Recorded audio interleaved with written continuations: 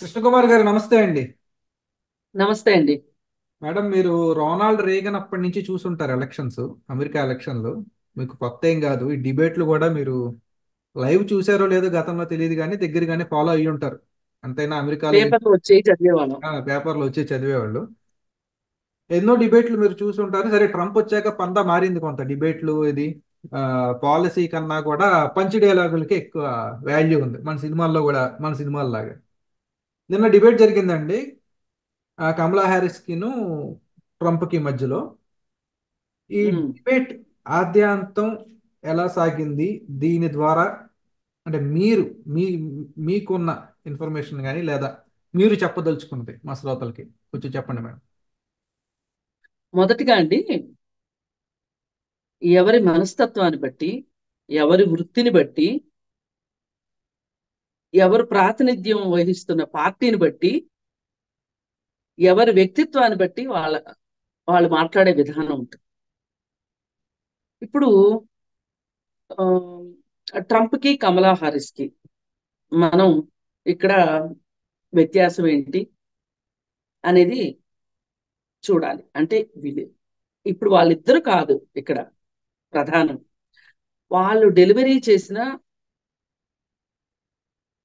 విధానం కావచ్చు, డెలివరీ చేసిన మాటలు కావచ్చు, వాళ్ళ పందా తెలుస్తుంది అక్కడ.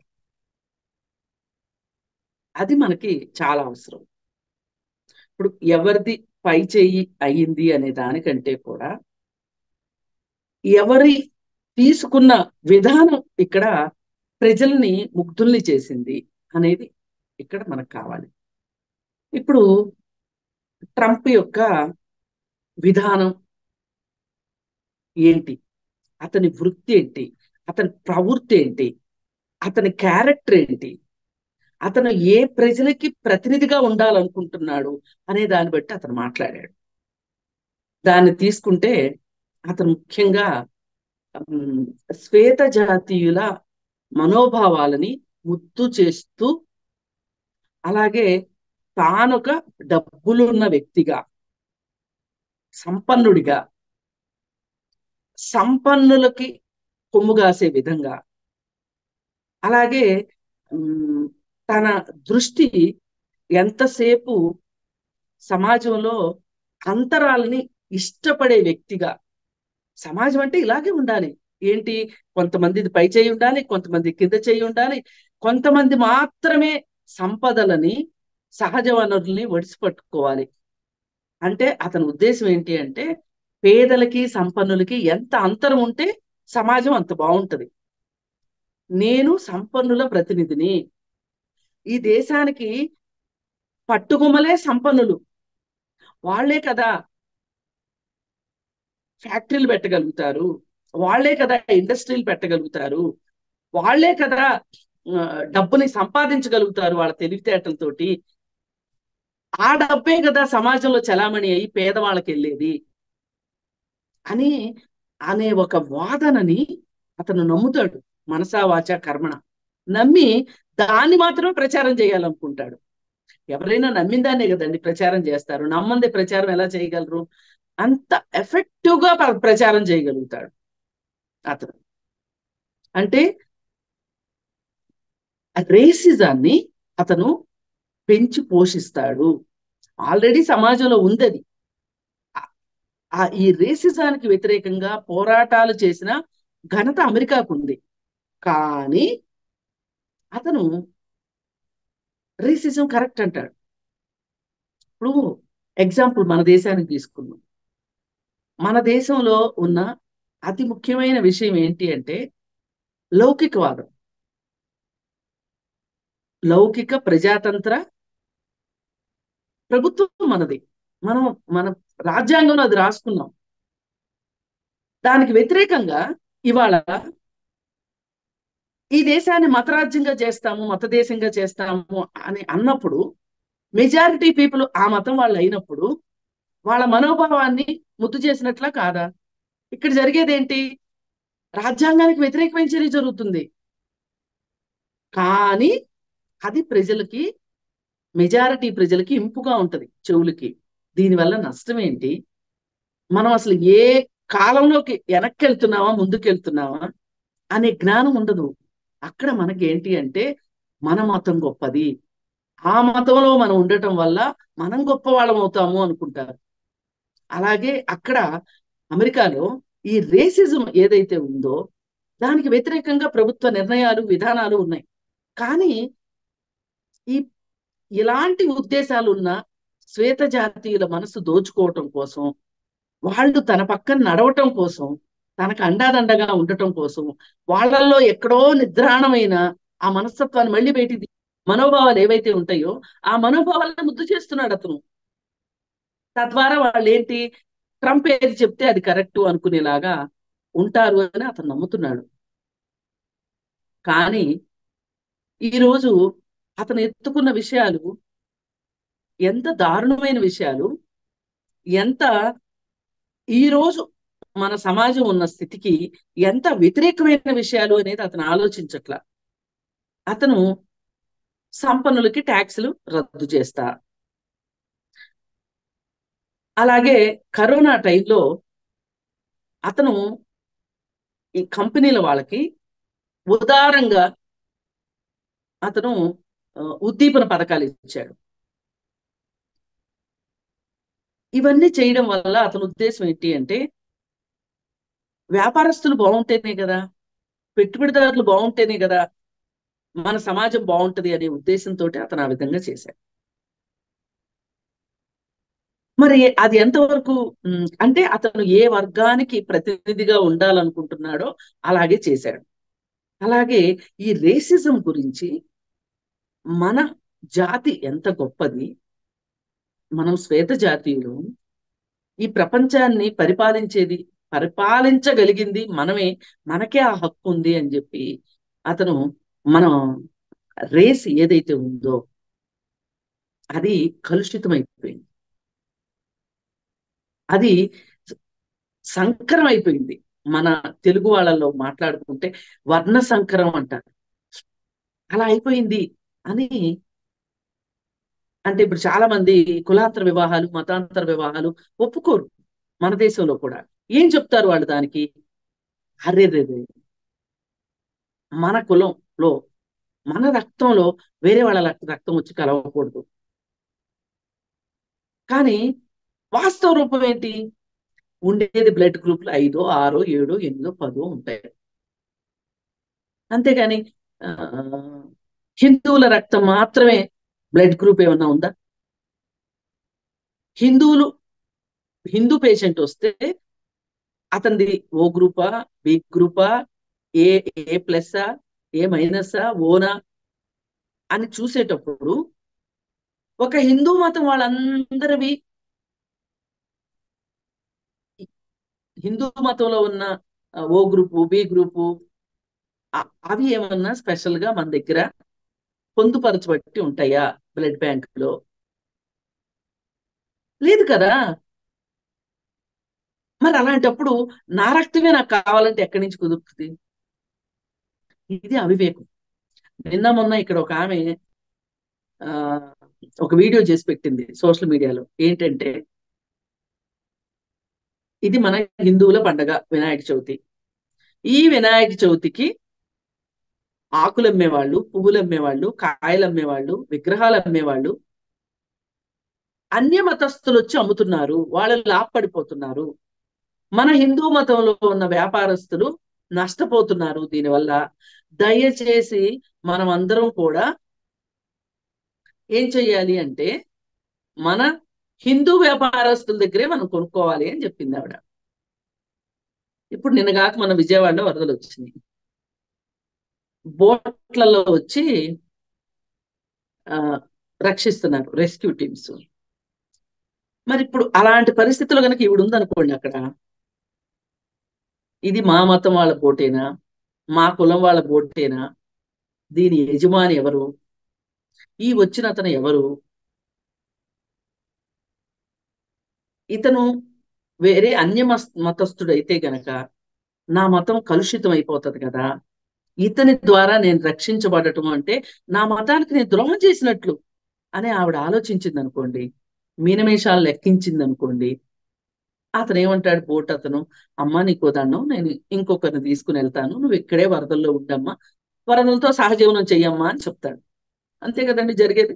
శ్వేత జాతీయుల రక్తం జాతి సంకరం అయ్యే దాని గురించి అతను ఏం మాట్లాడుతున్నాడంటే, తెల్ల జాతీయులు ఎక్కువ మంది పిల్లల్ని కనాలి.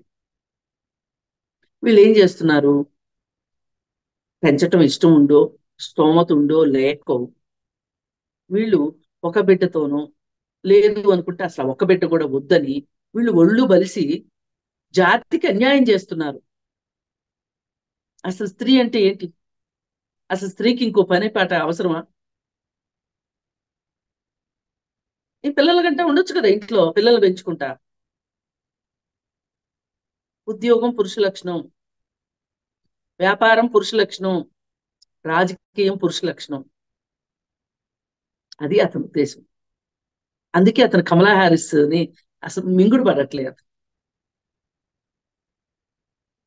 అ- అంటే అతని పునాది అది, అతని మనస్తత్వానికి పునాదులు ఇవి. అందుకోసమే అతను, నేను అబార్షన్ రద్దు చట్టాన్ని తీసుకొస్తాను అని చెప్తున్నాడు. అసలు ఈ అబార్షన్స్ కోసం, అబార్షన్ నా హక్కు అని ఒక మహిళ అనుకునేలాంటి పరిస్థితి ఎలా వచ్చింది? అసలు పోరాటాల ద్వారానే వచ్చింది. ఒక మహిళకి ఆ హక్కు ఉండాలి, నేను గర్భం దాల్చాలా వద్దా, ఒకవేళ దాల్చిన గర్భాన్ని నేను టెర్మినేట్ చేసుకోవాలి అంటే అది నా హక్కు అయి ఉండాలి అని. అది ఆ గర్భాన్ని మోసేది స్త్రీ కాబట్టి, రేపు ఒకవేళ ఈ గర్భానికి కారకుడైన వ్యక్తి కనిపించకుండా పోతే, బాధ్యత మరిచిపోతే, ఈ బిడ్డను పెంచవలసింది ఎవరు? నేను, అంటే స్త్రీ. మరి అలాంటప్పుడు గర్భాన్ని మోసి పిల్లల్ని కని పెంచిన, పెంచాల్సిన బాధ్యత ఉన్న స్త్రీకి ఈ గర్భం వద్దనుకునే హక్కు ఎందుకు లేదు? ఇది ఆధునిక కాలంలో వచ్చిన మార్పు. మరి ఈ మార్పుని, ఆధునికతని మనం స్వాగతిద్దామా వద్దా అనే దగ్గర మన మనస్తత్వం ఆగిపోయింది అనుకోండి. నాకు అవసరమైన విషయాల దగ్గరే స్వాగతిస్తా ఆధునికతని, నాకు అవసరం లేని విషయాల దగ్గర నేను స్వాగతించను, నేను అక్కడే ఉంటా. అంటే ఇప్పుడు టెక్నాలజీ వచ్చింది, నువ్వు టెక్నాలజీని వాడుకుంటావు, కానీ నీకు నువ్వు అంగీకరించిన విషయాల పట్ల దగ్గర టెక్నాలజీ వద్దు. నువ్వు నిజంగా ఆ కాలంలోనే ఉండాలి ఈ సమాజం అని కోరుకుంటే, ఈ ఆధునికత నువ్వెందుకు అడ్డం పెట్టుకుంటున్నావు, ఈ ఆధునికత నువ్వెందుకు వాడుకుంటున్నావు, ఈ ఆధునిక వల్ల వచ్చిన ఫలాలు నువ్వెట్లా అనుభవిస్తున్నావు? ఇది ఒక మౌలికమైన ప్రశ్న. అంటే ఎవరైతే మౌలికమైన ప్రశ్నలకు సమాధానం చెప్పదలుచుకోరో, చెప్పే అవకాశాన్ని అట్టి పెట్టుకోరో, అసలు ఆ అవకాశాన్ని తీసుకోవాలి అంటే అది ఒక బాధ్యత అని అనుకోరో, అలాంటి వ్యక్తులకి ప్రతినిధి ట్రంప్. మరి దీనికి పూర్తి వ్యతిరేకంగా ఉన్న వ్యక్తి కమలా హ్యారిస్. అందుకే కమలా హ్యారిస్ దేనిపైన దృష్టి పెట్టింది? చాలా తెలివిగా, తెలివిగా అని కూడా కాదు, తను ఏదైతే నమ్ముతుందో దాన్ని చాలా ప్రస్ఫుటంగా, చాలా ఆమ్, స్పష్టంగా సమాజానికి తెలియజేసింది. అదే ట్రంప్ అయితే ఆమెకి షేక్ హ్యాండ్ ఇచ్చుండేవాడు కాదు. ట్రంప్ ఏం చూస్తున్నాడు, తనలో ఉన్న నాయకత్వ లక్షణాన్ని చూడట్లేదు, తనలో ఉన్న రాజకీయ లక్షణాలని చూడట్లేదు, అలాగే తనతో సమానమైన వ్యక్తిగా అతను అంగీకరించలేకపోతున్నాడు. అందుకే చాలా తక్కువ అంచనా వేశాడు. ఒక స్త్రీ, ఆమెకి ఇంతకుముందు ఆమె ఏమి వృత్తులు చేసింది, ఏం చేసింది, అసలు ఇక్కడ దాకా ఎలా వచ్చింది అనేది అతనికి అనవసరం. ఆమెను స్త్రీగానే చూస్తున్నాడు, తనతో సమానమైన వ్యక్తిగా చూడట్లా.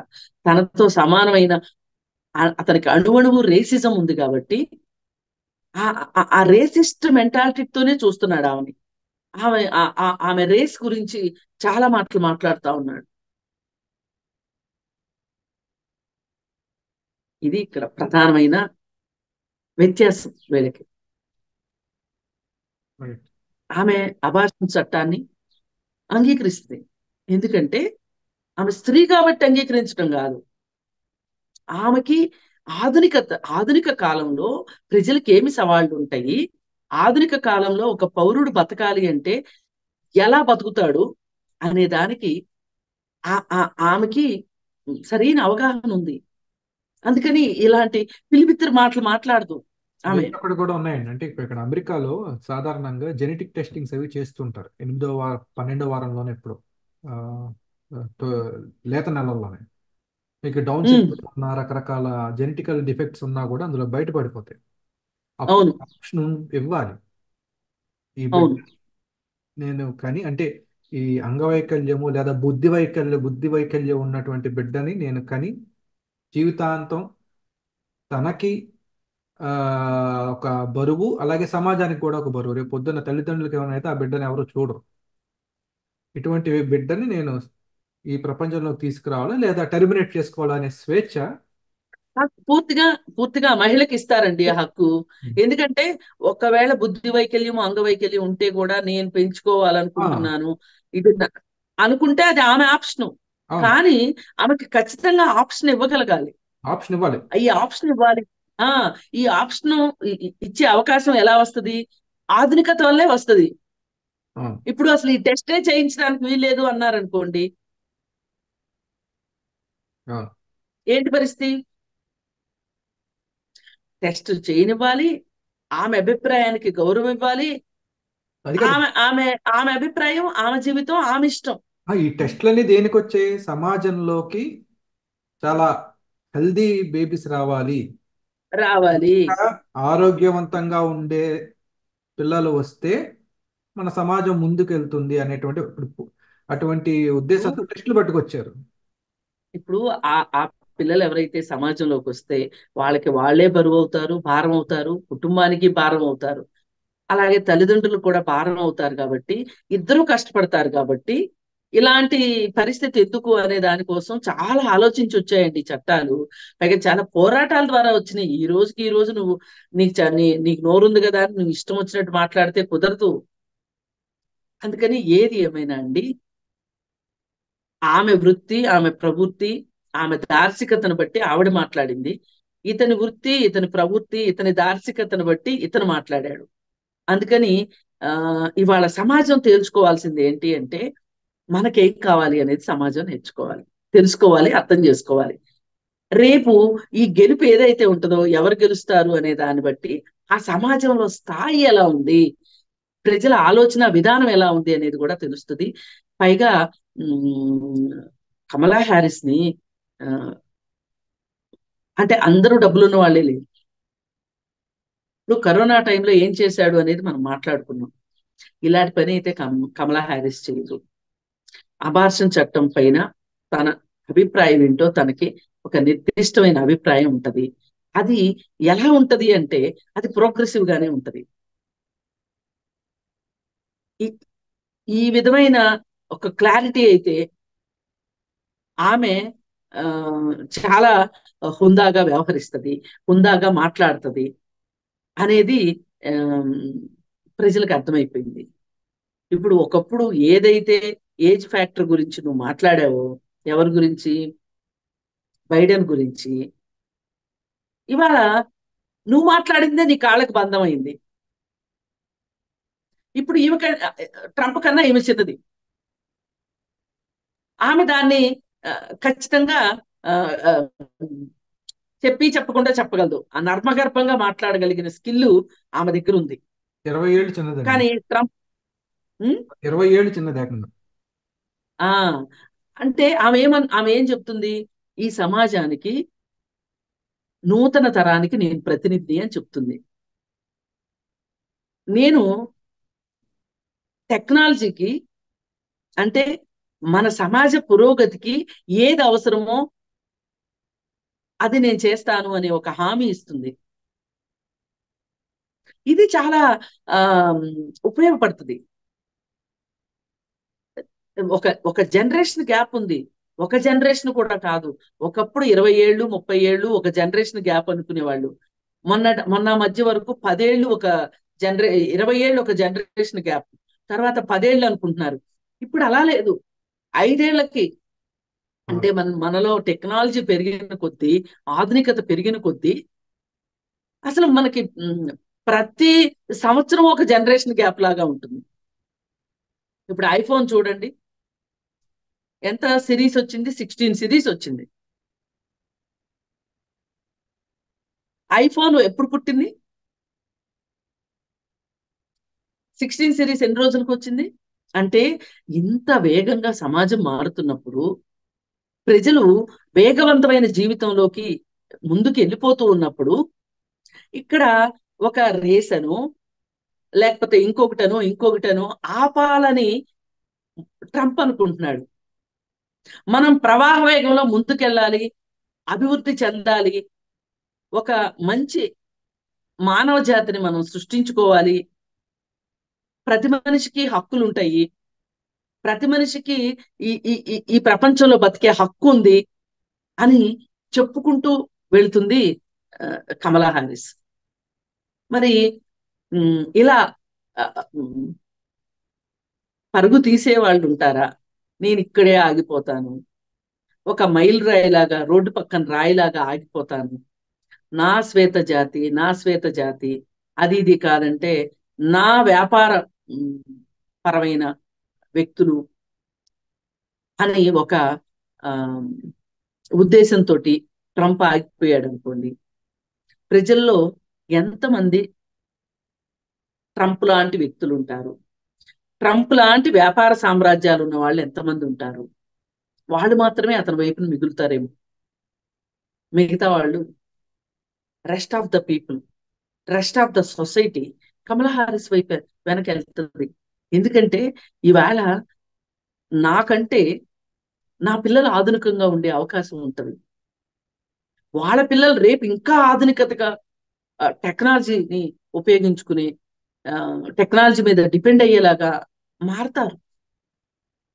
నేను నేను నేను ఇలా ఉన్నాను కాబట్టి మీరు కూడా అలాగే ఉండాలి అనుకుంటే ఎలా కుదురుతుంది? అందుకోసం ఇక్కడ ఒక్క మాట్లాడే విధానం వల్లే కాదు, ఆలోచన విధానం వల్ల కమలా హారిస్ ముందుకెళ్లే అవకాశం ఉంది అని నా అభిప్రాయం.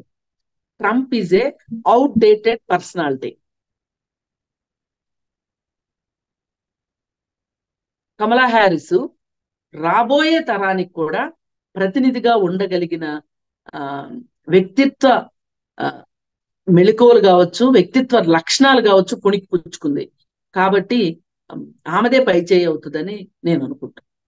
రైట్, చూద్దాం మేడం. దేనికంటే డిబేట్, చాలా మంది డిబేట్లు చేశారు, కొంతమంది డిబేట్లు గెలిచి కూడా ఎలక్షన్లో ఓడిపోయారు. మరి ఎలక్షన్లో ఎలా ఉంటుందో, మళ్ళీ ఇంకో డిబేట్ ఉంటుందో లేదో తెలియదు. మరో డిబేట్ ఉంటే మాత్రం చూద్దాం, ఆసక్తికరంగా ఉంటుంది. ప్రపంచం అంతా ఆసక్తిగా శ్వేత సౌధం వైపు చూస్తోంది.